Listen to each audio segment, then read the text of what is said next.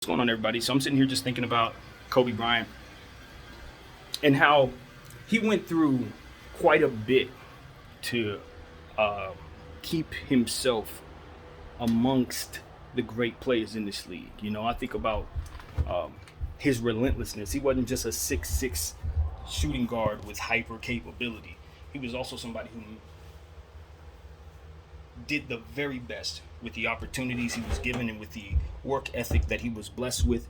He maximized his potential in this life. And when I look back on his career, a lot of what went wrong was outside of his control. Had to do with the team and how it was structured. Had to do with just the GM situation and the ownership situation and how things were in flux during the 20-year tenure he was here. And, at the end of the day, when we look back on Kobe Bryant's career, was he a perfect player? I don't believe so. But what he was somebody who took every opportunity he could to improve. And even his weaknesses, the infamous weaknesses that he may have been tasked with having to take responsibility for it. At the end of the day, he flipped that on its axis, albeit outside of his control, but he flipped that on its axis because he was asked during maybe 2 year span when we weren't really good to facilitate the basketball because we had no one else doing it. And he took that task and he made the most of it, and he increased his overall ability to be a leader, to be a facilitator, and ultimately to be someone who could lead a team again, because he took those skills that he learned during those hard times, instead of sitting on his hands and complaining about how bad the team was, or sitting on his hands saying, I've already made a bunch of all-star teams, I'm now somebody that you could consider one of the best players. Hey, I got championships with Shaq. I don't really need to prove anything to anybody else. Let me just go ahead and just chase a couple bags and see what happens there, and maybe not focus so much on basketball. Let's focus on the fact that I'm so wealthy and I can do a bunch of things in this world. Nope. He took his talent, he took his accolades, and he looked for different things to help motivate him, different levels to reach, because he knew he was as great as he was, different aspect of his game that he needed to work on, like post moves and things of that nature, enlisting the talent of guys who had probably been, and I'm saying this carefully, but he had probably elevated above their status historically. And still, he found himself enlisting their expertise as it pertains to the things that he needed to learn how to do, because quite frankly, they could do things he couldn't, and he saw the fruit in doing that. I'm speaking this way because there are a bunch of players out there growing up right now, or even a couple of guys who have already made it, who don't have that mentality, who expect things to come their way, who expect that their talent should be good enough to demand the value that they should get because they were stars wherever they were and they made it to the NBA and they worked hard enough. Well, I got news for you. Those who thought of themselves as the greatest players to ever play the game, they never looked at themselves as individuals who were complete in regards to the game.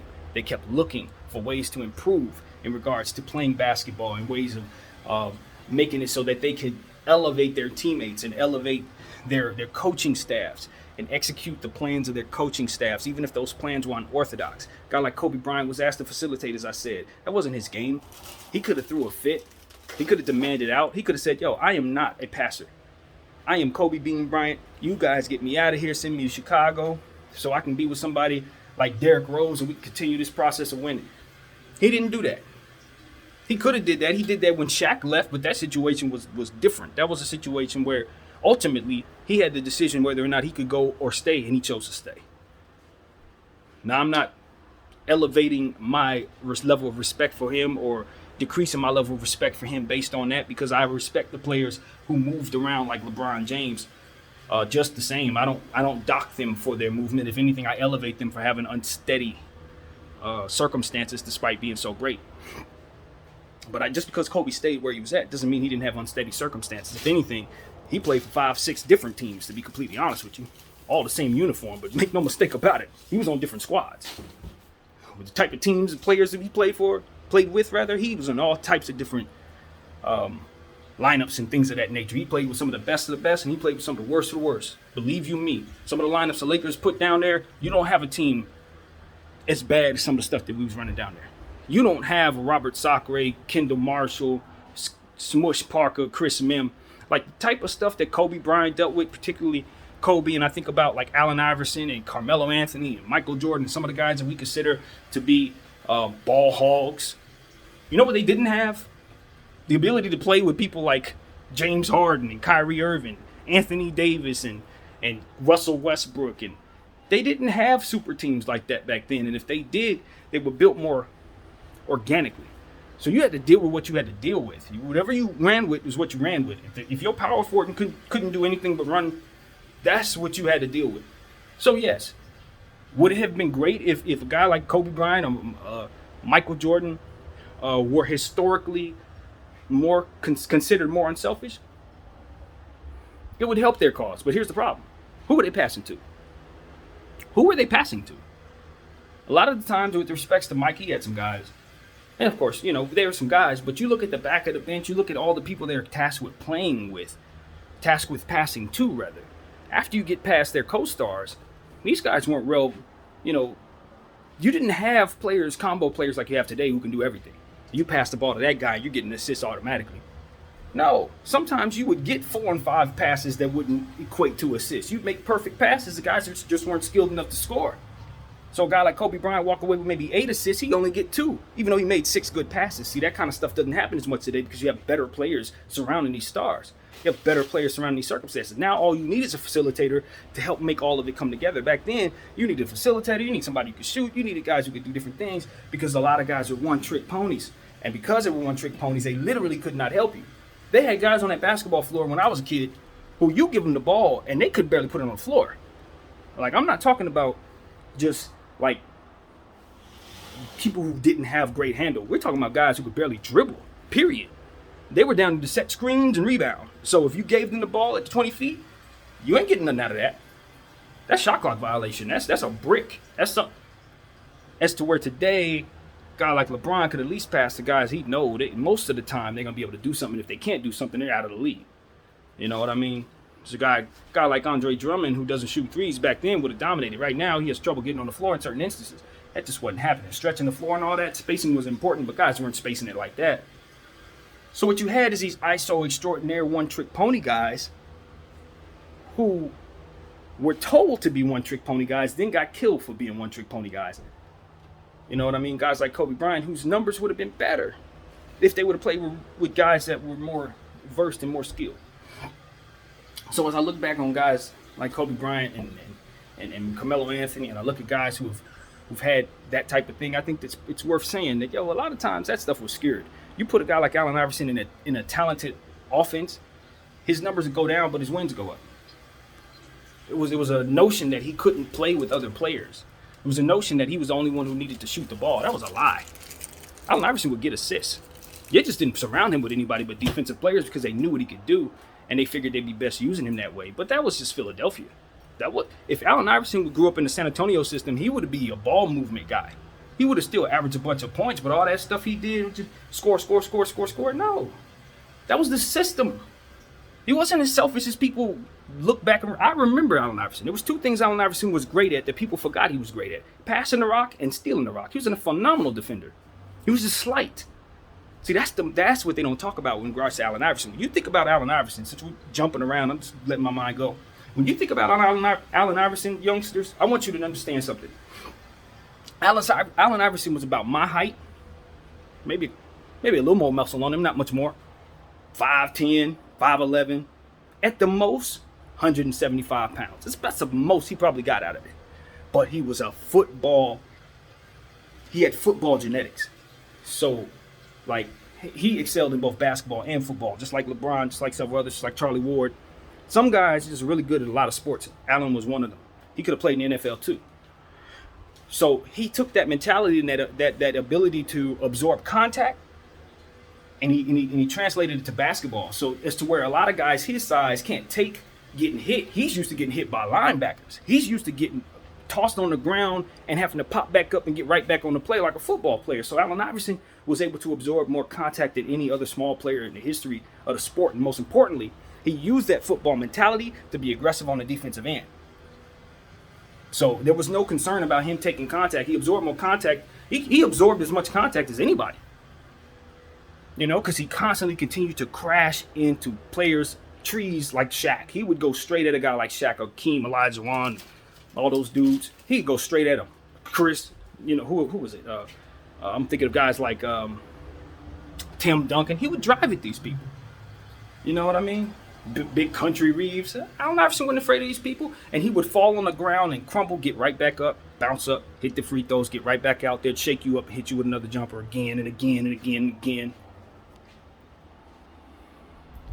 It wasn't as selfish as people thought. He just didn't have no offensive players around him at all. And they never even ventured out to try to surround him with offensive players. See, that's the thing about Allen Iverson. I think it was just one of those things where it's an automatic understanding, like, okay, this is a one-man band, so let's just surround him with rebounders and defense and let's just run. And my thing was, no, man, give Allen Iverson an opportunity to play in a real system of real players. Don't have him out there with, I say respectfully, Aaron McKee and Tyrone Hill. Them guys weren't skilled like that. If you would have put him in that Laker team with Kobe Bryant and Shaquille O'Neal, I guarantee you he gets about 10 assists a game. He ain't going to go for 65 because he don't have to. There's nobody there on that team that was averaging more than 12 points besides him. So I look back on Allen Iverson. I just wanted to say that, even though we started off to spout Kobe, Kobe and Allen Iverson were very, very, very respectful competitors and appeared to be excellent comrades in battle. And, you know, and the respect that Allen Iverson shows Kobe Bryant is eternal. Truly is. And the respect that Kobe showed him was equal, in my opinion, in life. So I feel it's appropriate to mention these guys since they're both from the same era, both from the same draft, both had the idea about them that they were selfish and that they couldn't, play with other teammates who were offensively gifted. And that just was bullcrap. Obviously, Kobe was able to show that. Iverson not as much. But yeah, man, I just look back on players like that, and since I remember that era, I figured I could share. Kobe was a guy who was forced to be an assist man and excelled in it when he was asked to. That's what I want people to remember about Kobe. And all this talk about him being a selfish player is bullcrap. Did he have plays where he drove me crazy being selfish? Many of them. Make no mistake about it. There were times where he could have passed to Rick Fox. I know Rick would have hit the shot. He would have passed to Robert Horry. Robert gonna hit the shot. Passed to Derek Fisher. Derek gonna hit the shot. And he did. But when he was playing with guys like Smush, Chris Mim, and some of those other guys that weren't as talented and we weren't winning, yeah, it wasn't up for him to. It wasn't something that we wanted him to do, taking all the shots in the world. But there was nobody else we could trust. Couldn't trust nobody else to score. So a lot of that is, Carmelo Anthony, same thing, man. Put him on that Knicks team, he ain't had nobody. They traded everybody to get him, and now he's up there looking like a selfish player because ain't nobody on his team to score more than 3 points a game. Respectfully, wasn't nobody on that team doing nothing but Carmelo and maybe J.R. Smith, right? There's only real scorers on that team, and then you get mad at him for going for 50 and having like 3 assists. Who was he passing to? Carmelo could have won. Carmelo could have had a championship, in my opinion.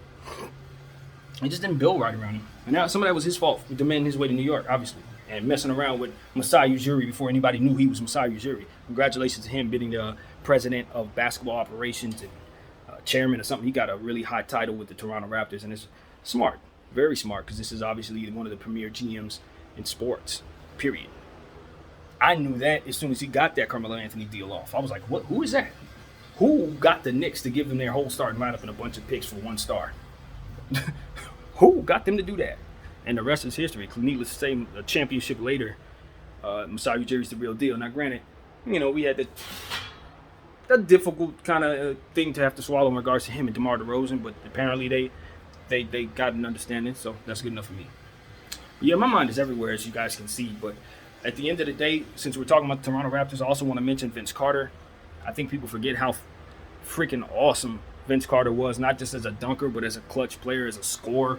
He went toe-to-toe with Allen Iverson in a playoff series where they went all 7 games. Allen got the best of him, But it wasn't for lack of Vince Carter going for 51 or something like that after coming back from graduating from college or something. It was a very, very special moment.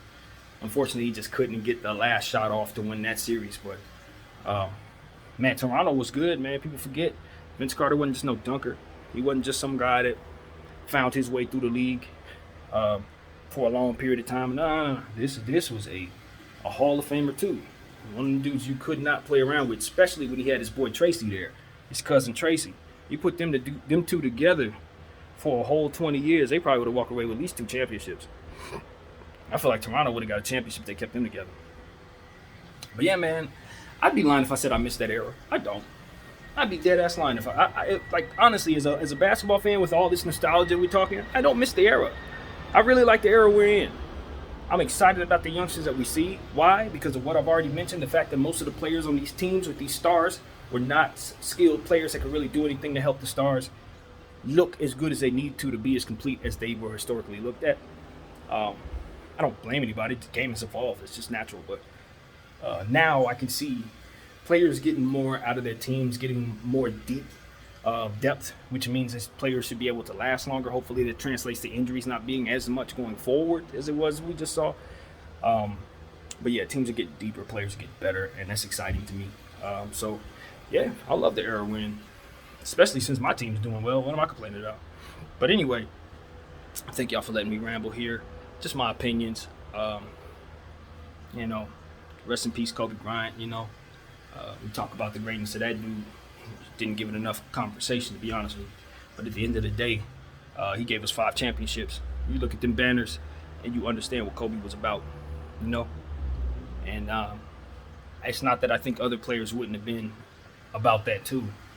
Kobe was fortunate enough to be with an organization that could help facilitate his greatness into good teams, good enough teams. And of course, the greatness of Shaquille O'Neal carried us a great deal in the first half of that. So yeah, man. And while I'm talking about Shaq, I do understand that he was spacing proof. He was probably the only guy who could come into this league, not be able to shoot free throws or threes, and still be the MVP today. Most players would get taken out of the game. Shaq would not. And the reason why that would be the case is because Shaq was so incredibly forceful physically, to where you look absolutely silly pulling that man off the floor. I can assure you, all of you, there's not a soul in the league that you have seen, if you've only been around for maybe 15, 20 years, if you didn't get a chance to see Shaq, there's no one in the league at all that has the power and the ferociousness and the force to push people around like Shaquille O'Neal. There's nothing like it in the NBA today. Nothing like it. You do not see it. It's not there. Shaq was a different beast entirely. When you had to deal with that dude, you understand that you could put triple teams on him, and those 3 men are probably going to end up on the ground. He's going to be standing with his hands gripping the rim, his knees up in the air, and people bodies around him. That's how that went. And the foul was on you, not on him. They didn't call that offensive foul. When he put that big elbow up, he has his back to you, and he turns that big elbow, and he puts that elbow into your neck or into your side. No soul at all could stand their ground. You're moving. You are moving. LeBron, Giannis, any of the most powerful players, Zion, any of those guys, if they were tasked with guarding Shaq, they are moving. Period. And Zion's the one guy that I say that Shaq didn't have to face anybody with that type of force. I will be honest and tell you, Shaq didn't have to deal with nobody with that type of force. But Shaq is much bigger than Zion, y'all. Much bigger. If Zion's in the paint with Shaq, he moves too. If LeBron in his prime, Miami LeBron is in the paint with prime Shaq, LA Shaq, he's moving. Down on the ground he goes. I'm telling you, there's nobody like it. It's nothing like that, man. I watched that dude for 8 years straight. My whole childhood was dedicated to watching Shaquille. And Kobe, we didn't have to be that talented in other areas. I'm going to be real with y'all. We didn't need Kobe to be that good for us to win them championships. Respectfully. We didn't need him to be that good. He could have been Ray Allen. We would have still won. Because that's how dominant Shaq was, bro. That's how dominant he was. Kobe being that great just made it so that it wasn't fair. That's why we won 3 straight. But Shaq would have been in the finals anyway. Respectfully. I know this. Because the thing you have to understand is your favorite players are getting in foul trouble. I keep telling people, when you're dealing with a force like Shaq, you can have all the Golden State shooters, all of them guys, they can be out there stretching the floor, shooting like crazy. They can do that. But guess what happens? They have to go on the other end, and they have to find a way to stop Shaq. Because he's taking them out of rhythm, because he's constantly going to the line. He's taking them off the floor because they constantly fouling him, and he's sending their ass to the bench because they're in foul trouble. So your favorite guys like Clay, Steph, and all that, they're in foul trouble because of Shaq. Your only hope is to get him in foul trouble. That was the only hope anybody had, because once Shaq gets to a point where he sees the free throws start to fall, he doesn't keep bricking them, especially in the pressure. That's another thing about Shaq. So let's say you're playing a game against Charlotte. It's like March 30th against Charlotte. He'll miss 7 free throws. But if it's June, game 6 of the NBA Finals, this guy's going to go for like 12 straight. It was the most uncanny thing in the world. That's one of the reasons why people give him a pass when we talk about free throws to a degree, because most Laker fans know he hit them when they mattered. Just about every time. When it mattered most, Shaq wasn't no liability. How do you think he got all these rings? He was only a liability when it literally didn't matter. Most of the time when he bricked them, we up. We up about 15, 20 points. I'll keep it real. I don't remember too many games we lost because Shaq free throw shooting. Not too many. Not too many. He brick them a lot. But he make up for it because he dunking a lot. Most of the free throws he missed, he only shooting 1. He dunked. You already got 2 points on the board. You ain't waiting for him to hit 2 free throws. He's only shooting 1 of them. You see what I'm saying? That's the type of thing I'm telling you. So your favorite players like Tim Duncan, a lot of these guys, they couldn't beat Shaq. Why? Because he get him in foul trouble. Respectfully, because Tim Duncan gave us the most trouble. Tim Duncan and Utah are probably the ones that gave us the most trouble. But we still got a pound of flesh out of those teams. All I want to say in regards to Shaquille is he underrated. There's a lot of guys ranked ahead of him that he would have dominated severely. And I love these players, and you know who they are. He would have dominated them. He would have dropped 50 on them. Just because they ranked ahead of him, he would have dropped 50 on them. That's how he get down. His birthday, the Clippers played with him. Said something he didn't like. I don't know what, I don't remember. But when he came around his birthday, he had told everybody, he's like, I'm going to make it my business to terrorize his team every time I see him. He said it. I'm going to terrorize the Clippers every time I see them. His birthday came around. The Clippers was on the schedule. I think he dropped 61 on their heads. 61. Out of spite. Like, that type of killer instinct, that ain't out there. And we had 2 of them. Shaq had it and Kobe had it. And our role players had it. Robert Horry, you know what he about. Derek Fisher, you know what he about. Like, that team, even though they didn't have the most talented people, I don't think they would have beat every team ever. I can assure you, that 2001 Laker playoff team that did beat Allen Iverson, that was the best playoff team in the history of the sport. There is no playoff team with a better record. And we didn't play no slouches. We were supposed to have trouble with San Antonio. People were telling us all playoff long. They were talking about that matchup back in February. Yo, the Lakers, when they get to San Antonio, it's going to be a problem. Yeah, we can deal with Portland. Sacramento is going to be an issue. But once they deal with San Antonio, we swept all of them dudes. Everybody the Lakers got dealt with got swept. All of them. The only one that had a chance was Allen Iverson in the infamous step over Ty Lue game. That was the only one. Everybody else got the brooms. And the easy, too. We was knocking them off. So can't nobody tell me about them 2000, 2001 Lakers, any of that Shaq and Kobe era. Like I said, I don't think they're the greatest team of all time. But they would have gave the greatest team of all time hell. Lots of it. Hell. And I'll tell you something else. You may think this is blasphemous. I don't care. 2 things. 1, if Shaq and Kobe were in their prime, Bron don't go no 9 straight NBA Finals. Well, I can't tell you them go to 9 straight because obviously that's the Eastern Conference. But the dominance of LeBron James doesn't look that way if he has to deal with a Shaq and Kobe team. I'll say that much. It don't look that way. And Mike having unblemished finals, if he had to go against Shaq and Kobe, he going to lose at least 1 or 2 of them series. Believe you me, if you replace Utah with that Laker team that came after them, we beating Mike. Who you putting on Shaq? Luke Longley? You sure? Think that's gonna work? Think Dennis gonna have some success against Shaq? I love y'all, and you know what I think about Dennis. Shaq ate his lunch every time he saw him. Facts. Dennis still got his boards, But when Dennis was down there underneath Shaq, he got moved out the way and dunked on just like everybody else. Too light in the back pocket just like everybody else. So all this talk about Michael Jordan, I love him. Still ranked number 1. He wouldn't have been if he had to deal with Kobe and Shaq. No, sir. No, sir. No answer. So that's what I got, man. I'm going to leave it at that. This is just a nice little rant down memory lane, y'all. This ain't much. But I thank y'all for listening to it. My name is BDL44. I'm out.